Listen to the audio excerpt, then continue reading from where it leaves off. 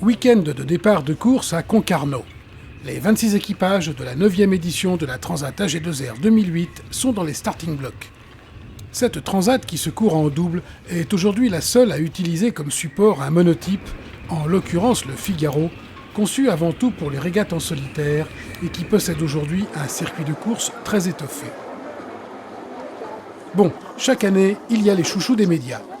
Cette année, c'est sans conteste Jean Galfionne, le perchiste français champion olympique, qui débute sa nouvelle carrière de navigateur-coureur durant cette transat. Je suis content d'y aller, quoi. Je suis content de découvrir ça. Ça va être un peu l'aventure, une petite appréhension, mais pas plus que ça. Je suis assez confiant de la façon dont on peut gérer les choses. Et puis l'inconnu, c'est aussi ça qui est sympa. Comme à chaque veille de course, sur les pontons, les équipages subissent les assauts de la presse, avec bien sûr, au grand jeu des questions du « qui dit quoi ?», une singulière ressemblance dans les réponses.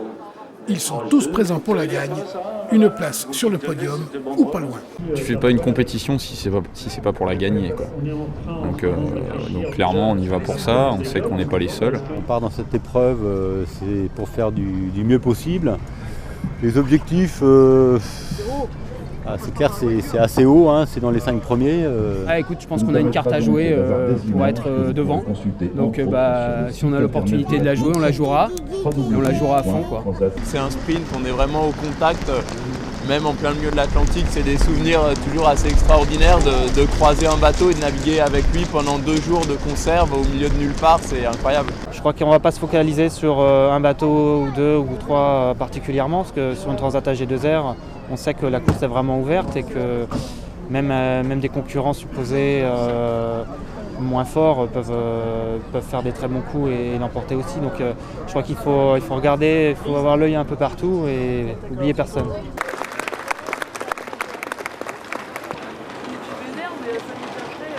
Vers 13h, les bateaux rejoignent la zone de départ. Le vent de secteur sud-sud-est souffle à 15 nœuds. Si la météo promet un ciel chargé, en revanche, le vent est bien là pour le départ qui est lancé à 14h. Bon départ pour l'ensemble de la flotte si l'on accepte l'accrochage entre Financo de Nicolas Troussel et Luisina Design qui oblige Drouglazet à rentrer au port suite à une grand voile déchirée.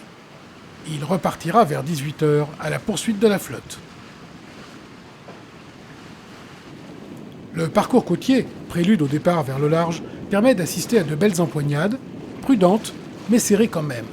Ce n'est pas le moment d'avoir une avarie suite à une collision. Le spectateur avisé, Yann Eliès, à bord de son 60 pieds groupe Generali, est venu saluer les 52 marins, tout comme Michel Desjoyaux sur son monocoque Foncia, Patrick Morvan à bord de son 40 pieds Apart City, Roland Jourdain ou encore Sébastien Josse. À l'heure de mettre en diffusion ce sujet, la flotte, par petits paquets, a déjà avalé les 3/4 du golfe de Gascogne, avec le plus à l'ouest Gédimat d'Armel Tripon et Dominique Vitet, et à l'est Tétractis de Pascal Desmarais et Berthe Chandeville. C'est Cercle Vert de Gilda Morvan et Jean Le Cam qui mènent la flotte, suivi de Financo de Nicolas Troussel et Christopher Pratt. Mais la route est encore longue.